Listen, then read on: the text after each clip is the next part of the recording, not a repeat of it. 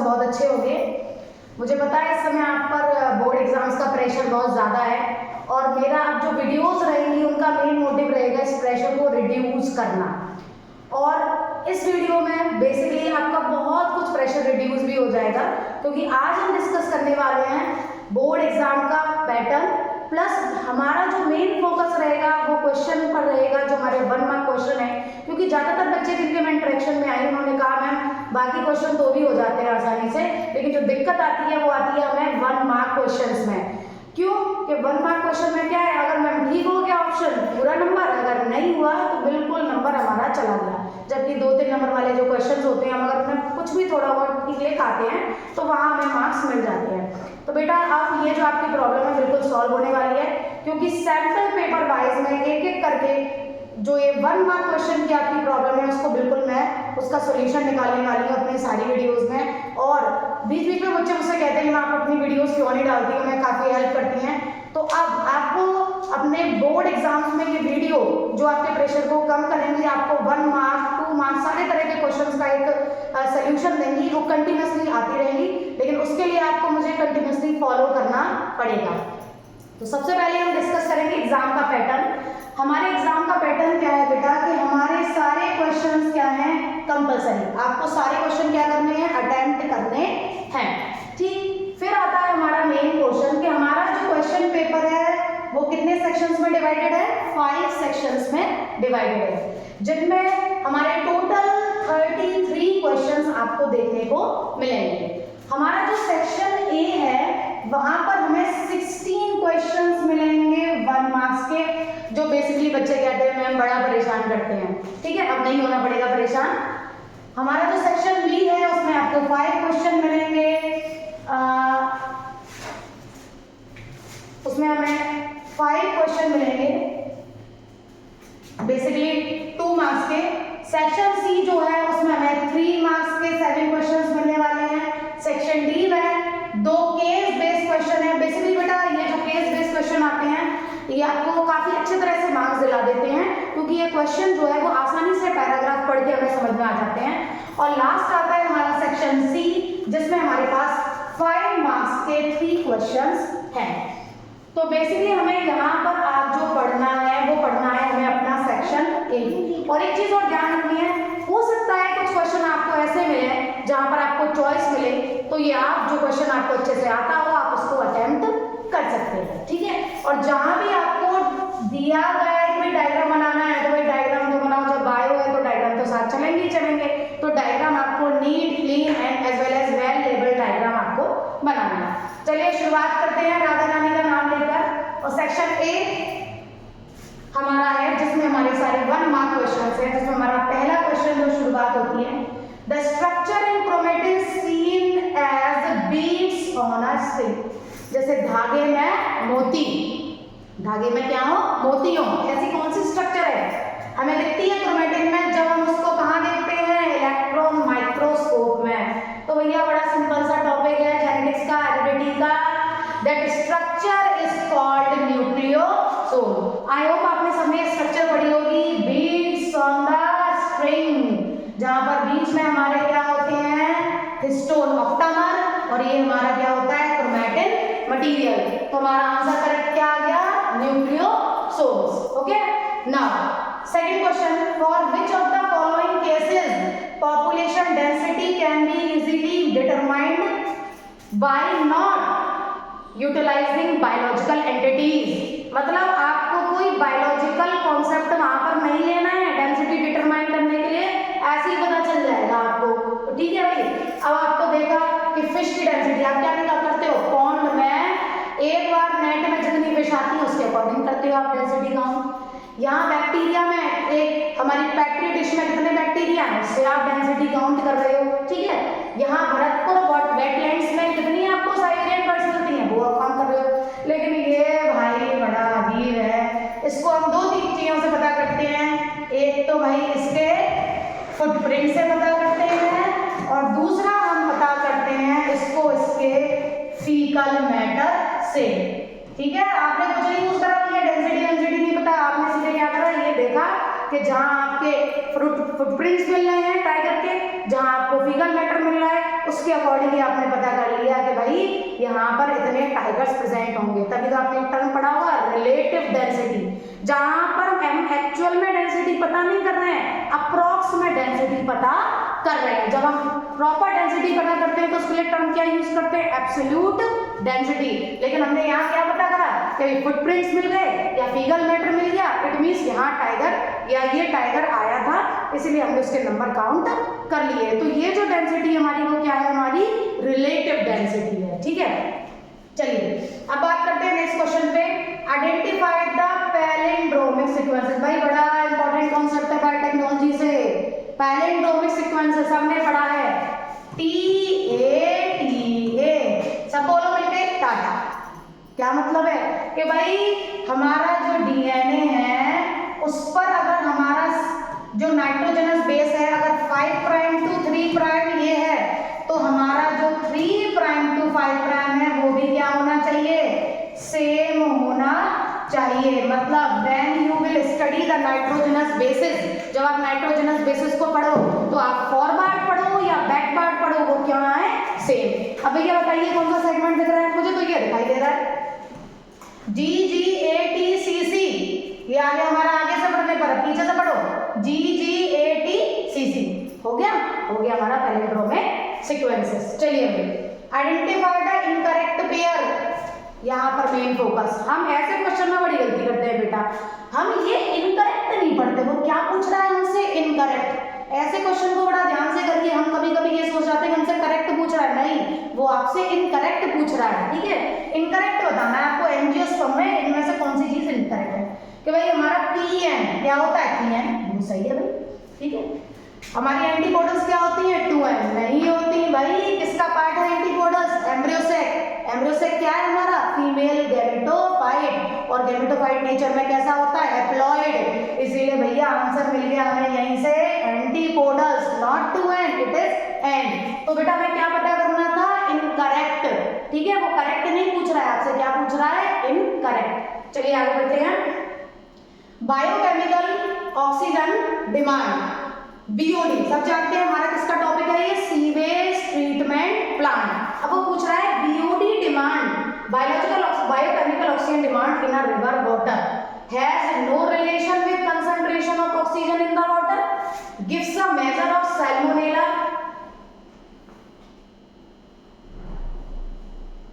Gives a major of salmonella in the water, और increases when sewage added to river water. भाई genuine सी बात है, कब बढ़ता है हमारा BOD, जब क्या ऐड हो जाता है पानी में, सीवेज ऐड हो जाता है। इसलिए हमारा करेक्ट ऑप्शन क्या है, increases when sewage added to the river water. चलिए बढ़ते हैं हम आगे। हाँ, ये ऐसे क्वेश्चन बड़ा परेशान करेंगे आपको, लेकिन आपको परेशान नहीं होना क्योंकि मैं हूं आपके साथ, मैं इस तरह के सारे क्वेश्चन आपके सॉल्व करा दूंगी। क्या कह रहा है क्वेश्चन, सुनते हैं। एक गिवन पॉपुलेशन ऑफ 2000 इंडिविजुअल, कोई एक पॉपुलेशन है 2000 लोगों की, ठीक, जिसमें 80 तो बर्थ हुए आपके और 125 डेथ हुई। अब आप देख रहे हो 80 बर्थ हुए हैं और 125 डेथ हुई है, तो डेथ रेट ज्यादा है ना हमारा, यहाँ पर डेथ ज्यादा है। तो आपको ग्राफ देखना है कि कौन सा ग्राफ इसको शो कर रहा है। तो ध्यान से देखिए, ये बिल्कुल नहीं हो सकता पैरेलल जा रहा है, ठीक है, ये भी नहीं हो सकता क्योंकि यहाँ पर स्टेबल होकर तब डिक्लाइन हो रहा है। यहाँ पर आपका पॉपुलेशन बढ़ रही है जबकि पॉपुलेशन क्या हो रही है, घट रही है। तो आपका आंसर कौन सा सही होगा, A answer will be correct, क्योंकि पॉपुलेशन क्या हो रही है आपकी, डिक्लाइन हो रही है। Now a plant native to South America, जहां ये आ जाए साउथ अमेरिका तो याद रखना coca alkaloid, erythroxylum coca. South America का नेटिव प्लांट कौन सा है जो क्या देता है हमें, cocaine. So the examples, the correct answer is Erythroxylum coca. Okay? चलिए इसके बाद आगे बढ़ते हैं। इस तरह के क्वेश्चन बेटा आपको जरूर मिलेंगे देखने को कि भाई यहाँ ऑप्शन दे रखे हैं, अभी इनमें से कौन सा सही है। चलिए फिम्बरी, क्या काम है फिम्बरी का, कि भाई ओवा को क्या करना, रिसीव करना। तो लीजिए करा देते हैं रिसीव, कैप्चर ओवा release into the coelom. Okay, अब है फैलोपियन ट्यूब्यूल, को भी फैलोपियन ट्यूब्यूल को हम क्या कहते हैं, ओविडक्ट, ठीक है। इन्फंटिबुलम, इन्फंटिबुलम क्या है हमारा, part of oviduct closer to the ovary, और एम्पुला क्या है आपका, site of fertilisation.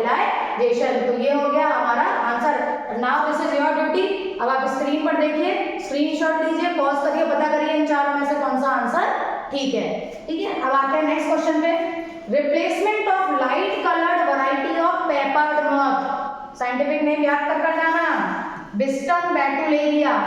Light colour की मॉथ थी, किसमें कन्वर्ट हो गई? डार्क वैरायटी वाली मॉथ में कन्वर्ट हो गई। किसका एग्जांपल है? सीधे लगा दीजिए बिना सोचे, नेचुरल सिलेक्शन। क्यों?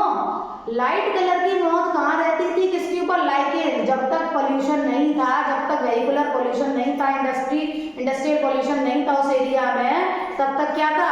लाइकेन पर आसानी से लाइट कलर वाली मॉथ छुप जाती थी। अब भाई क्या हुआ? इंडस्ट्रियल पोल्यूशन हुआ, और आप जानते हैं lichens are the indicator of air pollution. Lichen खत्म, अब तो भैया मौत उभरा गई कि मैं कहा रहा हूं।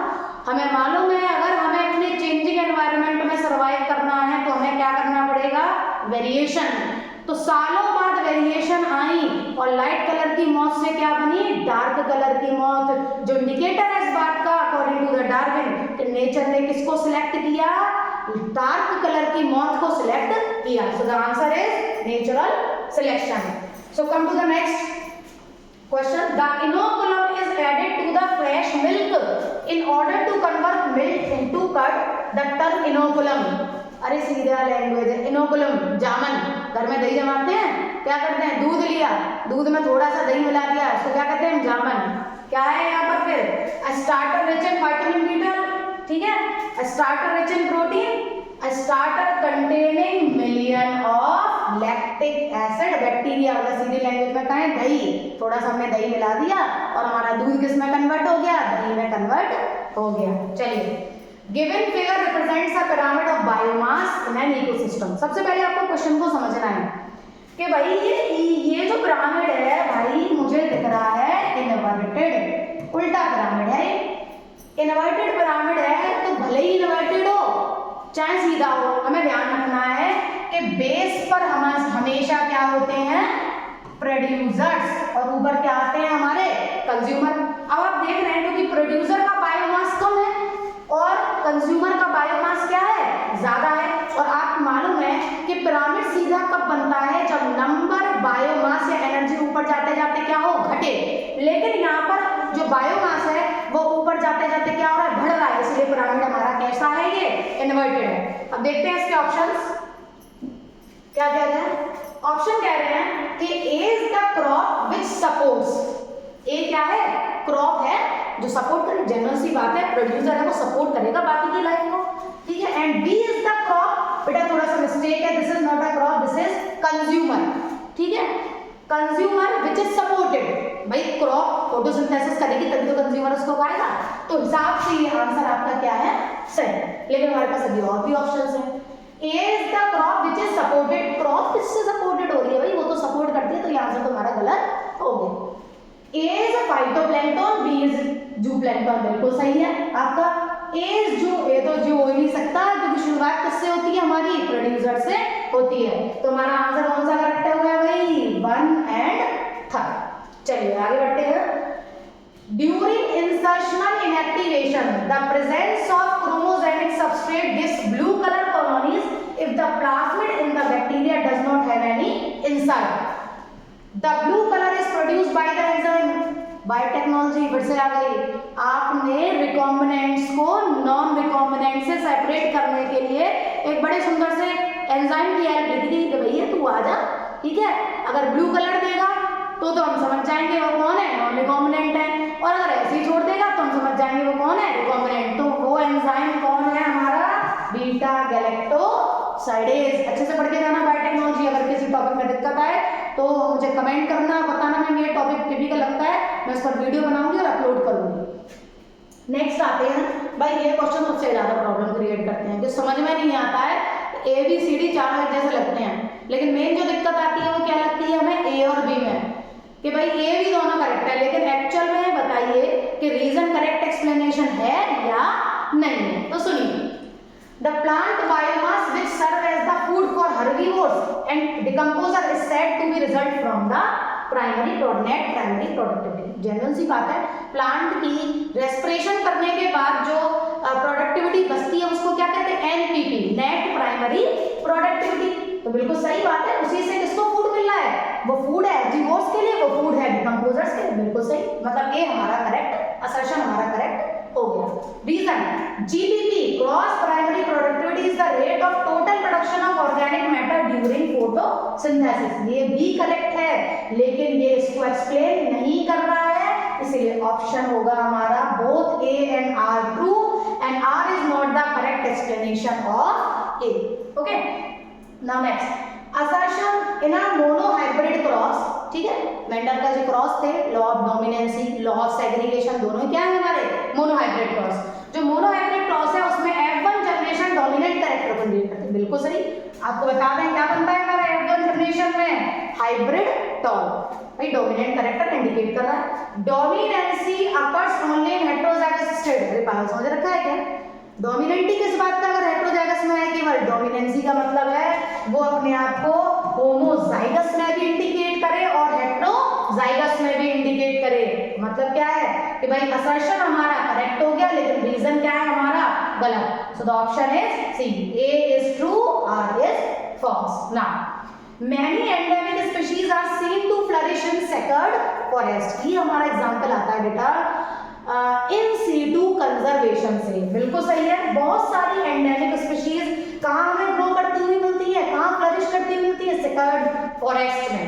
ये जो सेक्योर्ड फॉरेस्ट होते हैं ये अनडिस्टर्ब्ड फॉरेस्ट पैचेस है और बायोडाइवर्सिटी रिच एरियाज है। Assertion correct, reason correct, as well as the assertion reason is explaining the assertion, so the answer A is correct. Next, The primary productivity of different ecosystem can be easily compared। बिल्कुल कर सकते हैं, compare कर सकते हैं कि भाई मान के चलिए हमारा गार्डन है, वहां पर हमारी प्रोडक्टिविटी बायोमास किस फॉर्म में आ रहा है हमारा, और कार्ड है मान के चलिए फ्रूट्स की फॉर्म में आ रहा है। एक तरफ हमारा क्रॉप एग्रीकल्चर फील्ड है, वहां पर हमें प्रोडक्टिविटी किसकी मिल रही है, क्रॉप की फॉर्म में। तो हम दोनों के बायोमास को कंपेयर करके बता सकते हैं कि भाई किसकी प्रोडक्टिविटी ज्यादा है, तो असर्शन हो गया हमारा करेक्ट। अब कह रहा है the magnitude of primary productivity depends on the photosynthetic capacity of producers and the prevailing environmental condition। बिल्कुल सही बात है कि जो प्राइमरी प्रोडक्टिविटी है वो किस पर डिपेंड कर रही है, फोटोसिंथेसिस कैपेसिटी पर और जो एनवायरमेंटल कंडीशन है उस समय की उन पर,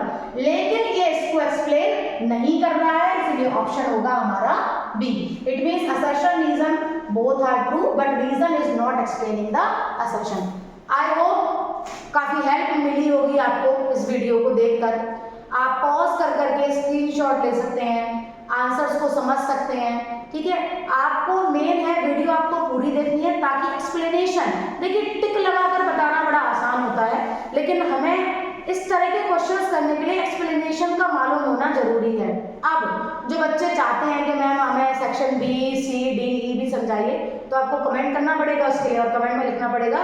तो जनरली मैं सारी वीडियोस बनाऊंगी स्पेशली आपका जो बोर्ड का प्रेशर है उसको रिड्यूस करने के लिए। और अब ये जो वीडियो है अपने जो फ्रेंड्स हैं, फ्रेंड्स के भी फ्रेंड्स हैं, उनको शेयर करिए ताकि उनको भी हेल्प मिले, वो भी अच्छे मार्क्स ला सकें, ठीक है। और प्लीज ज़्यादा से ज़्यादा लोगों को शेयर करिए ताकि उनको हेल्प हो। नेक्स्ट टाइम मैं दूसरे सैंपल पेपर के साथ आऊंगी और आपको एक और पूरा सेगमेंट दूंगी 16 क्वेश्चंस का, जिससे आप अपने सेक्शन ए में 16 आउट ऑफ 16 मार्क्स जो है वो गेन कर सको।